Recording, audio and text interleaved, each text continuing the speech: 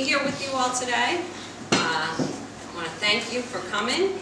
And I first want to start off just talking about grace. I have up here a picture, and it has a Bible verse on it. It says, "My grace is sufficient for you." That's the beginning of the verse. And I think grace is kind of like a hard word to get a handle on. There's a few definitions of what is grace. What is God's grace? Or grace, like if a person is a gracious person. So I just want to give a minute to, like, for anybody to shout out, how would you define grace? What is grace? Think about it. Let's see what you got in your back pocket. Pull it out. Undeserved favor. Great definition, undeserved favor. Grace is undeserved favor. Love. Love, you can feel that grace or love expressed to someone. Good. Anybody else got anything? Because like I said, I think there's a lot of different meanings to the word grace. Gift. It can be a gift, yeah. Yeah. I love, my mom is here today, and she taught me when, I don't know, 15 years or something, the acronym for grace, G-R-A-C-E, God's riches at Christ's expense. So sometimes it could be any kind of riches. Grace could be intangible things like joy and peace, good gifts, any good gifts. So the things you said, like love and just blessings, those are God's grace to us. And you can give grace to other people. Grace is when you get something good that you really don't deserve. Mercy is kind of the flip side of grace, when God withholds bad things that you do deserve. So God is merciful to us in that He withholds all sorts of bad things that we should get, and He's gracious to us because He gives us good things. That it's not like you really earn them, He just gives them. We just have them. And so if I were me about a year ago and I was coming to a talk like this, where I know someone that has a kid that has cancer, I would be just upset just coming into the talk. Because it's just upsetting, you know. But God gives each of us grace to go through the things that we are going through. So right now, I have grace from God that I didn't have before, that I never would have experienced. And you don't have that grace to go through what I'm going through. I have it. I love, it's a great phone call. That happens to all of us. Mine might go up. I don't know. So there's a woman, Corrie ten Boom, who's a Holocaust survivor, and she's written a number of books, and she has something in one of her books, I don't remember which, about grace, and I love the way she defines it and spells it out. So grace is, before the Holocaust, she was saying to her father, like, how are we going to do this, you know? And he said to her, "Corrie, do you remember when you were little and we would go on the train and we would get ready and you would be standing next to me holding my hand, we're getting ready to get on the train. When did I give you the ticket for the train to give to the conductor?" She was like, right before we got on. And he said to her, that's how we're going to do this. God is going to give us the grace that we need to go through it right as we're getting on, right before you go through it. So God's grace is always available to all of us, and I think sometimes we just don't take it. We don't realize it's there, or we don't access it. But God gives us grace for the moment, at the moment, when we need it. And so I'm not telling you I am having a picnic, and I definitely have much higher anxiety. I have more fears than I ever had in my life. But I also, the vast majority of the time, have peace and joy, and that's because of the grace of God. And so I think that's pretty amazing. And so that's what I want to talk about today. Just God's grace to us in trials, God's help to us, His care for us in times where it's really hard. This life is really hard sometimes. So, what I want to do is ask, is there somebody that wants to read this whole section? 1 Corinthians 12. I got a Bible here, but I don't know if somebody has one on their phone. They want to pull it up quick. 1 Corinthians 12, 9 and 10. And so these verses are really cool, and my daughter Gabby, this for me, and for her too, this is her verse. These are her verses for this season in her life. I can read it. Okay, great. What's the verses? 1 Corinthians 12. 9 and 10.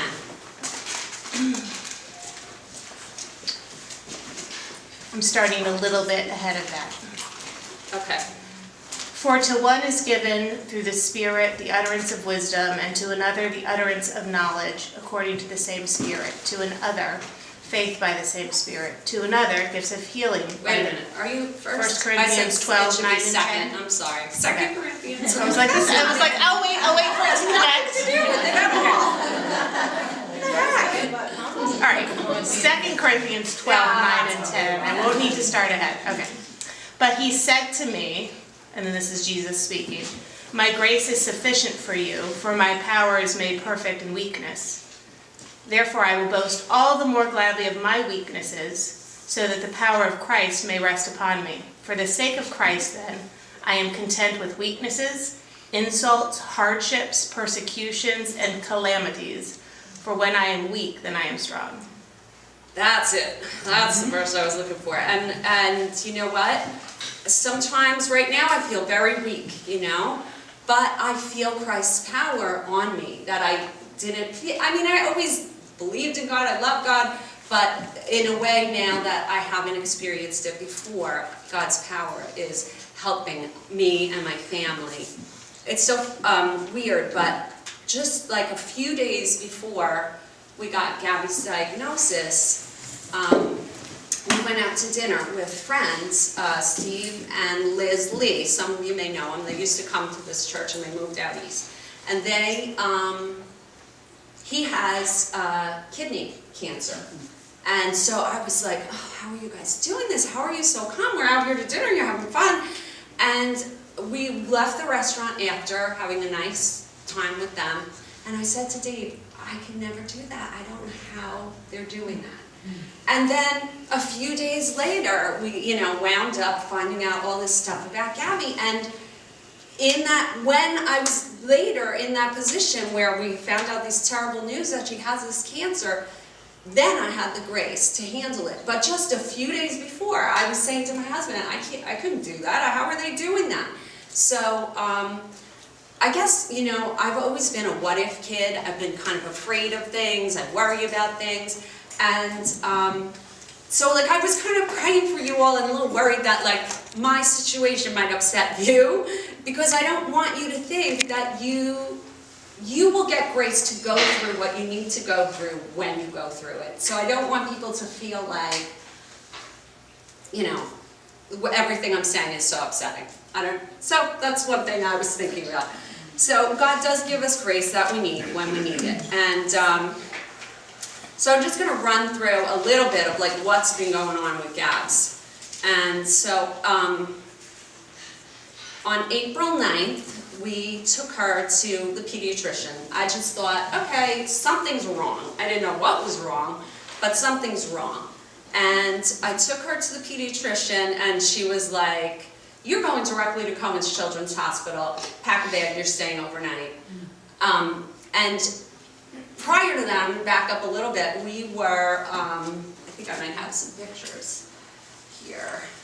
We were on spring break in Florida. My mother-in-law's here too, right here, and there she is in the picture. We were in outfit, we were having fun, but I was worried about Gabby because all winter on and off, I thought she's getting stomach bugs a lot. It's kind of weird, and now she only throws up once, and then it's gone, and they were getting from once a month to once every 2 weeks to once a week, and I'm like, what's going on?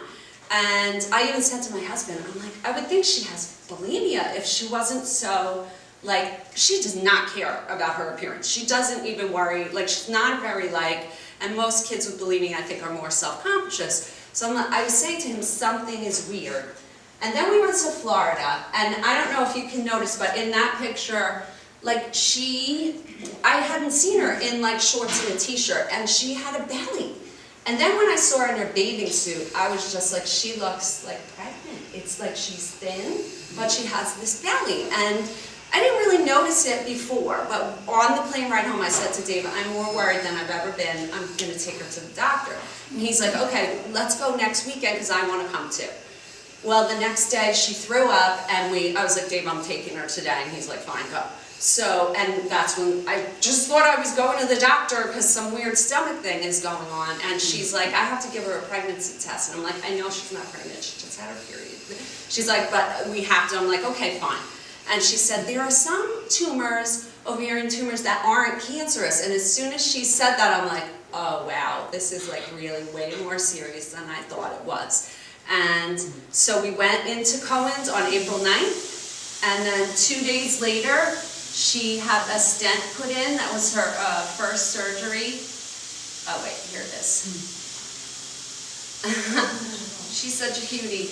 I went in with her, so that's why I'm all in the garb too. And they put a stent in to open up. They knew there was some kind of blockage in her colon. And so they put a stent in, opened it up. The giant belly was just backed up waist. So they had to put a stent in so things could push through. That was a really horrible experience. The poor kid. We had to, do colonoscopies and all this terrible stuff. But they put the stent in. She recovered from that. Then they did another surgery the week after. And that's when Daddy got to go in with her. And they resectioned her colon, took out the blockage, and sewed the two parts together. And that was all successful, and we were like, whew! And they also put a port in. And they said to us, she's having chemo. So we're like, okay, she has cancer, but we didn't really know what kind. They were like, go home for a week, recover, let her rest, we'll start the cancer treatment, and we'll give you more information when all the pathology is back. So May 1st, we came back to the hospital, and they sat us down, 3 of us, in a room with the social worker, our nurse practitioner, and the oncologist. Mary Alice, can you just, of course, let's go far away. Yes, out into the they sat us down, and they said to us, she has colon cancer, but she has a kind that's called signet ring cell carcinoma of the colon, and they said she has a 0% chance of survival. And I was like I just started shaking. My husband started crying, and I was like, they said she has a 0% or 100% chance, because no kids have ever survived this, but very few have had it. So maybe she will be the one. In a nice way, they tried to, and I just was like, and so when Dave started crying, I was like, I'm not going to cry. I said it out loud. I'm like, I'm not going to cry, because if I start crying, I won't be able to stop. And if she comes back in this room and we're crying, we can't do that. So we got it together, and we just kind of, I don't know how we drove home. They explained to her to some degree, and then we explained. They said, we'll let you explain more to her later at home, which is what we did. Mary Alice, what time am I talking to? You can talk as long as you like. Well, give me a frame, because I could talk 4 days. 4:15. Really? The floor is yours. 11:30, 11:15. Any of those options. Okay. Whatever you think. That's more important. Usually, when I talk, I have it all written out, and I practiced it, and I know how long I'm going to talk, but my life is crazy, so I didn't do any of that, but I do have an outline. So, there's no pressure. We started early. I did the pictures so that it would help me not go all over the place. So anyway, again, God's grace to us in that moment. Our oncologist is a lovely Orthodox or Hasidic Jew, very, very strict Jew. And when she started explaining different treatment options, and we were just like, and they said, here's the Make-A-Wish paperwork, and my husband was like, no, we're not ready for that yet. We're not giving up hope here yet, you know? And so she started explaining, you could do this kind of chemo or this, like it's the same thing, but it's in pill form or IV form, or you can do both. And we were like, we don't know, you're in charge, Dr. Funley, you're in charge. And she said, oh no, I'm not, God is in charge. And I just felt like, oh, like the peace of God, you know, like this lady cares about us, and she doesn't want to be in charge, she's putting God in charge. And all the way through, that's been her, and so I just love her, and I thank God for her. And then the two other people, the social worker and the nurse practitioner, were also strong Christians. So we just had these people around us that were immediately wanting to honor God and support us.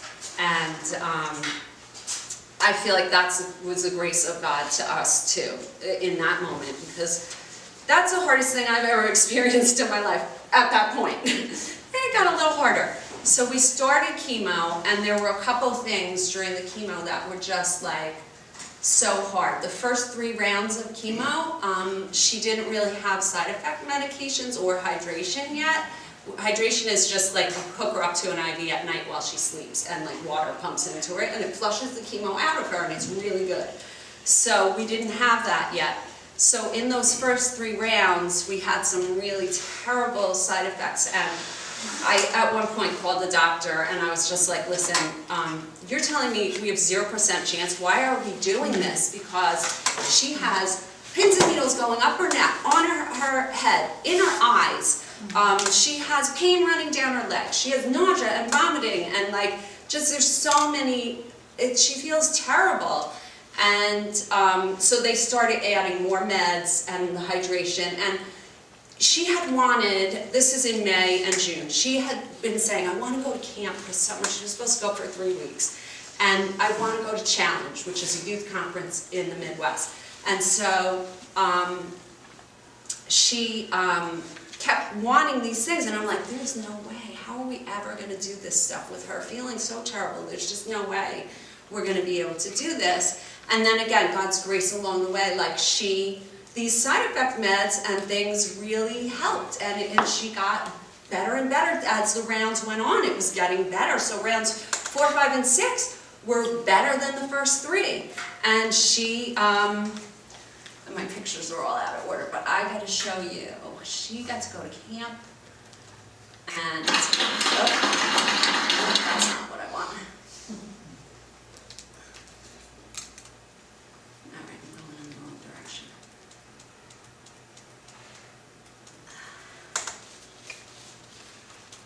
We'll get to some of these. This is her at Challenge. So this is the conference that was like out in the Midwest. And she was great. We flew out. I went with her because I'm like, you have to take 30 pills a day. There's no way you can go by yourself. So I had a great time too. And we, you know, I was like a teenager. We got to stay in the hotel with our youth group, and we got to do all these fun things and hear great speakers, and just her faith, our faith was really built up. They prayed for us, like a group of 1,000 or something people brought her up in the front and prayed for us. She got to go to camp after Challenge, and we stayed there for almost 2 weeks, and this is the first week. Oh, this is at Challenge. Okay, this is the grace of God, and some of you may have heard this from my Caring Bridge, but we got off the plane to the Midwest to the conference for Challenge.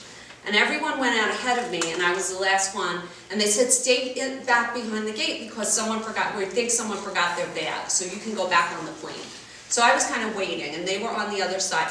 And Nancy Lupo was there, and she immediately met a group that was sent to greet us, another youth group, to show us our way around the airport. And she started giving out bracelets for like, pray for Gabby, Team Gabby, we're on Team Gabby, we're gonna pray for her. So the youth group all took a bracelet, and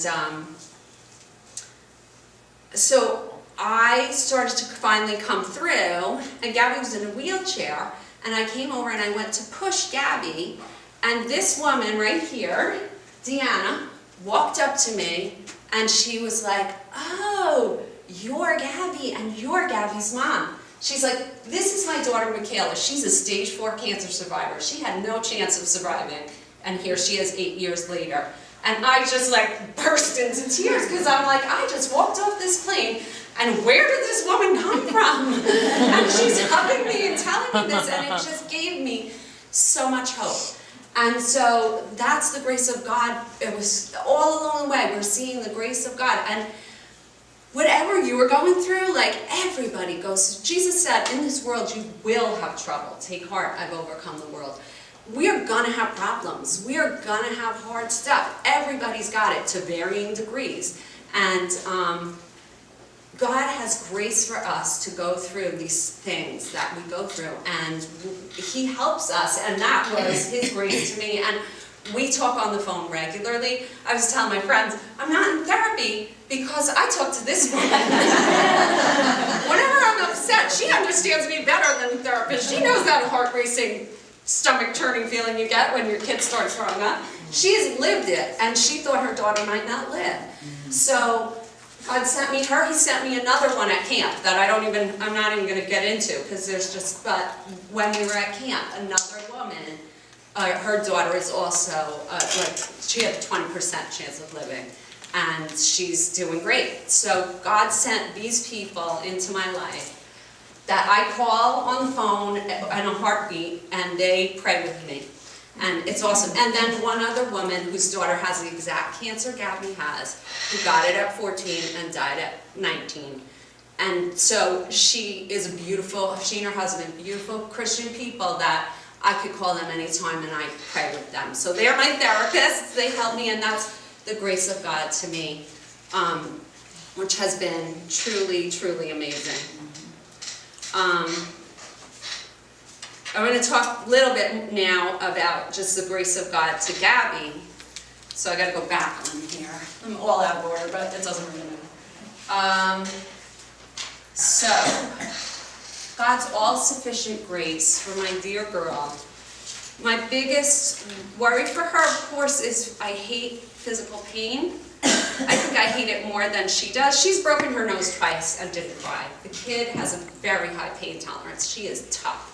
She can handle more than I can, and my husband can too. So I'm the one that's just like, I don't know, she's gonna throw up. And they're just like, yeah, it's fine. Like last night she's gagging and throwing up clear. And she's like, what? The Tampa Bay Rays beat so-and-so, they're watching a ball game. I'm like, you guys are just like, let me get out of the room because I was a nervous wreck, and they're fine. I'm like, I don't get you people. So, but that's a blessing to me too, that they can be so calm and handle this. Like, if this were me at 15, I would never sleep. And the kid goes to bed and sleeps 10 hours a night. Like, she's like, if I die, I feel sorry for you guys, because I'm going to heaven, I'll be with Grandpa. I'm going to see my siblings that were miscarried, and I'm going to, she's like, she's not afraid. So that is a huge blessing. And I think some of the amazing things, just that she is not afraid, is this wonderful camp that she loves to go to. These are letters that she wrote to herself, not this summer, the summer before, before we found out all this stuff was going to happen. And I know you can't see them well there, but I'm going to read them to you. So I just started pulling them up on my phone. So the first week of camp, she wrote, Dear future self, I'm really glad you're so happy when you go to camp. Now that you started the school year, which is her freshman year, at the beginning of the year, and by the middle of the year, I'm like, she's getting stomach bugs a lot, but I thought, oh, she's a freshman, she's at a new school, new germ pool. But so she wrote herself this letter before all this happened. Now that school started, you should remember what you learned from Wayne, the speaker at camp. God can flip anything. He can use the fear and worries, I'm gonna cry, and whatever you're going through right now to make you a stronger person. Nothing is impossible with God. He will help you. Oh my gosh. He's just so good that she could that she could write this to herself and then pull it out and read it when she was going through this. That's the grace of God. He will help you survive this year and this first year of high school and the years after. It will certainly be hard at times. We had no idea. But if you trust God, you can get through it. I hope my advice helped. Love your future self. Oh, just love this kid. And then the other letter she wrote to herself. This is in July, and then she, pulled it out in April and May when we got this terrible news. Hey you, it was a great week, a great second week of camp. This week, I learned you need to die to live. Wow. You must put things of this world to death. Life on this earth is only a short period when compared to the time we're going to spend in heaven. You need to trust God for He has things under control. Hope you're surviving high school. Wow. Yeah, so far we're surviving it. But I think that that's amazing that God gave her these almost like prophetic insights that she wrote to herself. And the verse she memorized was this verse. One of my grace is sufficient for you. My power is made perfect in weakness. That therefore I delight all the more in weaknesses, insults, hardships, persecutions, because then the power of Christ rests on me. I mixed up the order, but I think that is truly amazing that was the verse that she memorized at camp, and that's her verse that's getting us and her through this time, that God has given her grace and to help her in the weaknesses and the persecutions, and that the power of God is resting on her. I mean, the power of God on her. And you know what? She doesn't talk much. She's a quiet kid. She doesn't want to, she hates the limelight. She's like, Mom, why is everybody coming up to me? I'm like, because, honey, they would do anything to help you if they could. But she doesn't want all the attention, so, but she is experiencing, just God's help to her through all these people coming around her. I'm like, you've just got to learn to say thank you, and she's learning that, which is pretty cool. So, God's grace is sufficient. She decided she was thinking about getting baptized, and she decided, I'm getting baptized, and so the end of May, there it is, we roll out a hot tub upstairs, and the kids that are getting baptized and the adults gather around, and they just want to affirm their faith in Christ. And so, thank you, I may need that. So there she is, giving her testimony before telling her story about her faith before she got baptized. And I'm not going to play the video because it's hard to hear. I'll play it though, so you can hear her voice. It's so cute. A lot of you have heard it, but I'm going to just read it. Actually, I'll leave the picture of her up because it talks about this verse. So she wrote this out before, and she's since turned 15, but it says, Hi, my name is Gabby, and I'm 14 years old. I have been coming to this church my entire life. I went through Sunday school, and now I'm in a Sunday school class for older kids.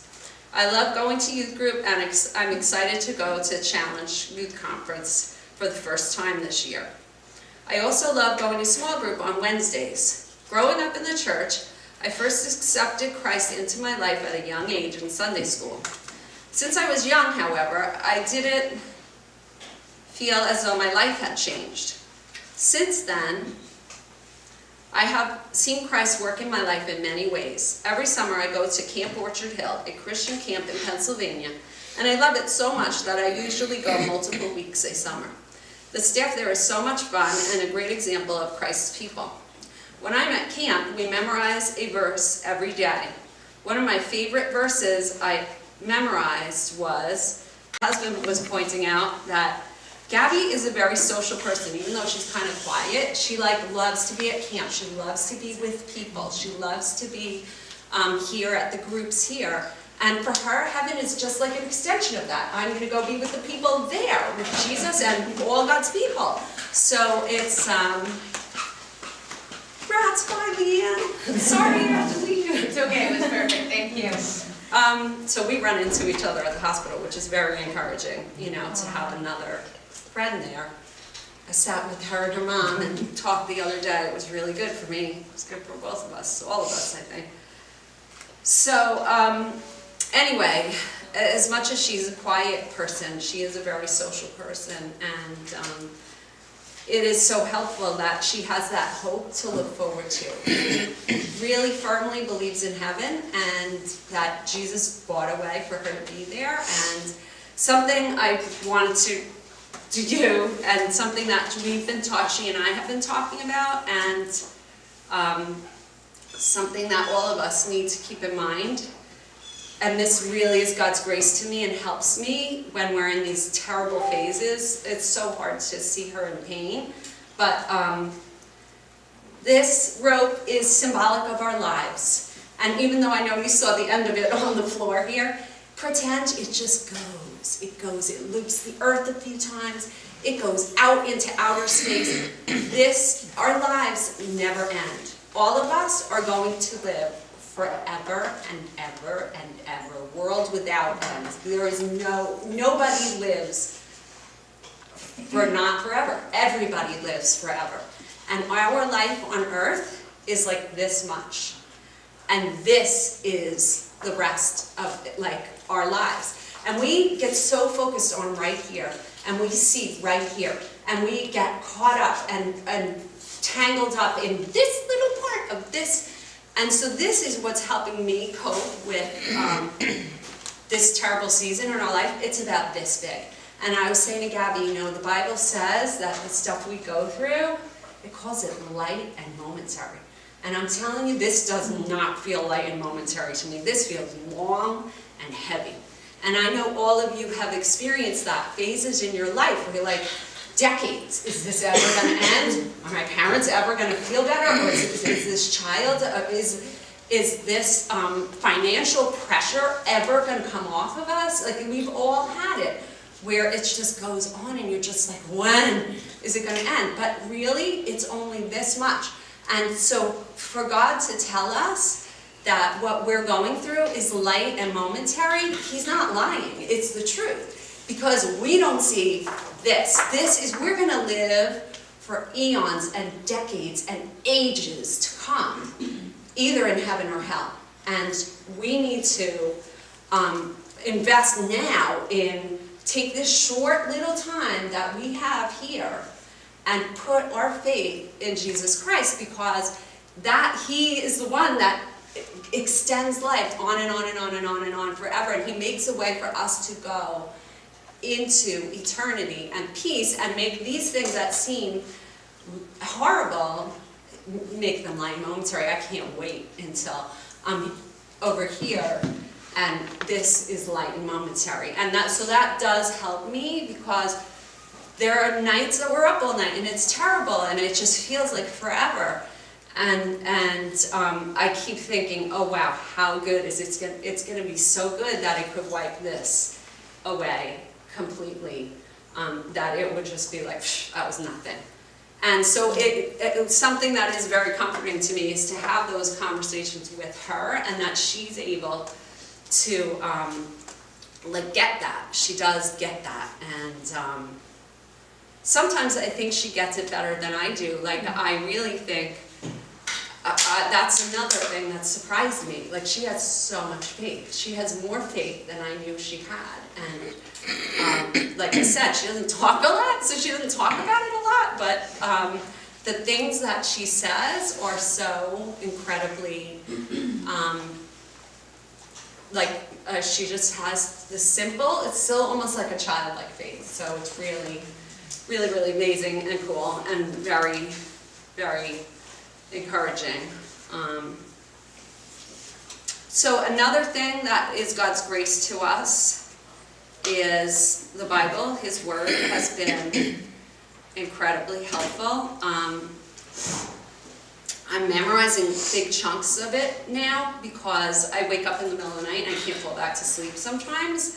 And so I will start going over the section I'm memorizing, and it really helps me to fall back to sleep. Like, I just get so focused and peace comes on me like it wasn't before. So I think God's word is so powerful. That essential oils and all sorts of whatever, things like valerian root and melatonin try to help you sleep.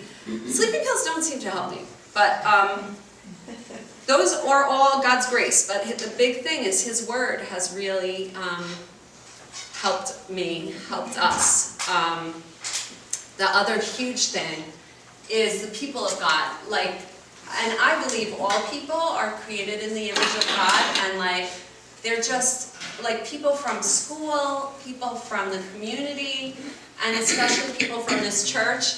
Here people are, when we first found out, we didn't know what kind of cancer it was, but the youth group came over and raked our yard and mowed our lawn, and people just show up and help, and it just, people send gifts. She has so many gifts. We have a small house. I've had to start giving some of the gifts away because how many blankets can you have? Which is we'll give them to the Helping Hand Rescue Mission. It's a good place, But I love her getting the gifts because she likes to open them, and it's really good for her. Oh, there they are, raking.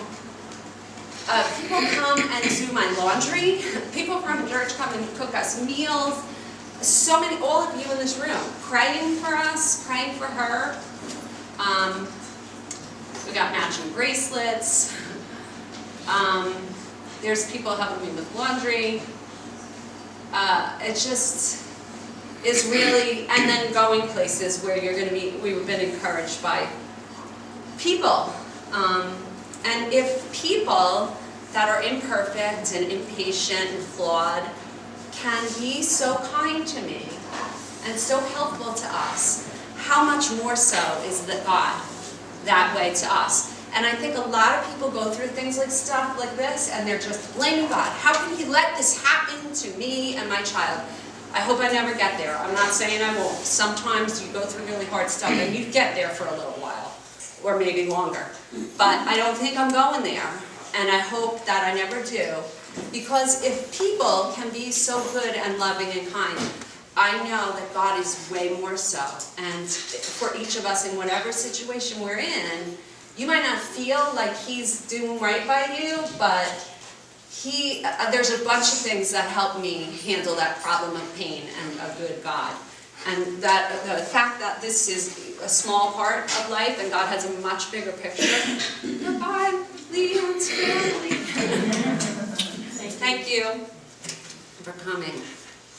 And so, if people can be that good, I know God is better. And so sometimes, I don't like what he's allowing, but we are in a fallen world, that bad things happen to everybody.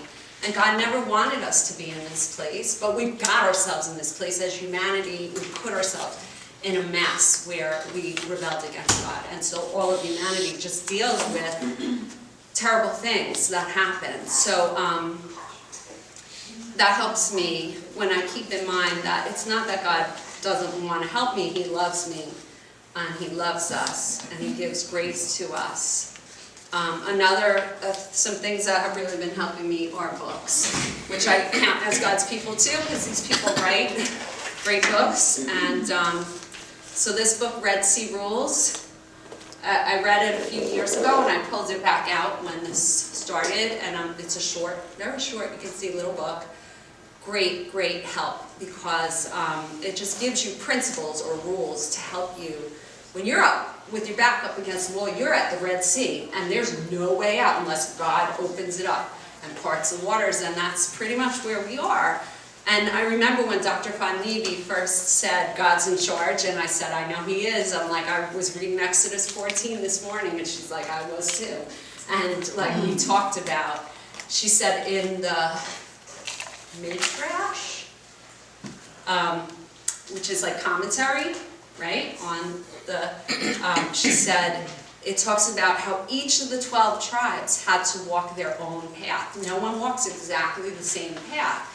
And God opens a way for each of us. And this book has really helped me because it talks about like how some are delivered by a miracle, the Red Sea opens, and some are delivered by death. And that's something like, Gabby will be healed in the next 2 to 5 years. I don't know if it's going to be on earth or in heaven, but she will be totally fine and happy and free.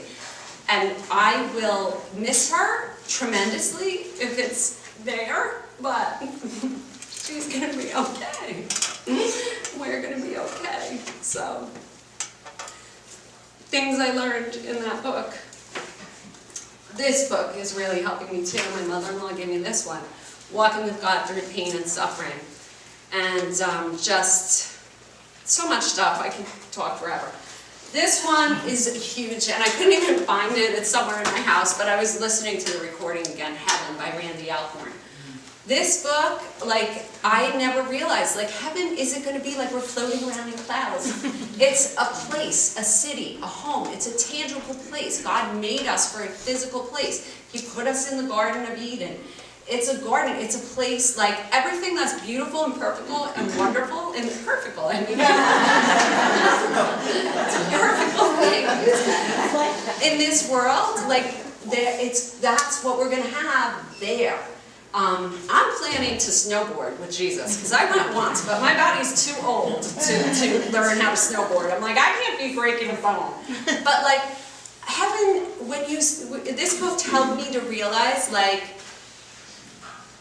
there's so much more to heaven than we think. And we got to go there. So that's the last thing I want to say. If you do not know God, if you have no relationship with God, if you have not accessed the grace that Jesus Christ offers to everybody, then please take it, because it's right there, and all you got to do is just grab it. And it doesn't just happen. You have to receive it. God is holy and perfect and just. He is perfectly good, and nothing evil can ever enter his presence. And he lives in heaven on high, and we, each of us in this room, are completely unworthy to go into heaven. We are not allowed, because he cannot have anything bad in his presence. So what he did was he sent his son, Jesus Christ, to this earth, a perfect God-man, who lived a perfect, sinless life and never did anything wrong. And Jesus took on himself the sin of all humanity and took it to the cross and got rid of it. He's like the great garbage man, and he disposed of it in himself. He sucked it up and he took it away. And then died, buried it, got rid of it, rose from the dead on the third day, and he makes a way for us. He said, I'll switch with you. I'm big enough to switch for everyone on this planet, and if you want to come home to heaven with me and get rid of this like terrible stuff on this earth, come. I offer you forgiveness, and all you have to do is say, I'm a sinner, I'm unworthy, I receive it. And that's how you receive the biggest and most beginning first grace of God in your life. And so that's something I don't ever want to be unclear about, because that's an offer that's out there. It's out there for all of us. And many of you I know already believe it, and some of you are maybe on the way, or you're not really sure, but it's something that you've got to think about, because you don't know. Who thinks a 15-year-old is going to get cancer? You know, like, there's just stuff that happens in this life. So something I got to put out there for everybody. And I am going to pray, and we are going to be done. Oh, Lord God in heaven, I just want to thank you. I'm done talking. And then I didn't cry too much. And I just want to thank you that you've gotten us through the past couple of nights. Have been rough. But I thank you that Gabby's at school and she's feeling good right now. I want to thank you that you are helping me to learn to enjoy one day at a time, and to see your gifts, that every day is a gift from you. that your grace for every day, and that we can enjoy every moment that we have, and have your help in the hard times and your joy and peace at all times, and just really have so much fun in the good times. And I want to pray for these dear women in this room, because I'm up here talking about, you know, your help to me in trials, and I know that every single one of us has had or is in or will be in a hard time, a trial that we just feel overwhelmed by. And so I just want to pray for your grace to them, and that you would continue your grace to all of us, and that you will help us, Lord. Always, forever, I'm asking for my big miracle for Gabby, and I want to pray you will open doors for healing for her, and I just want to also pray for those that don't maybe yet trust you, Jesus. I pray that you will reveal yourself and make things clear, and help us, God. Help us to see you. We know we need you so much. We pray these things in Jesus' name. Amen. Amen. Ah, thank you. Really, my message.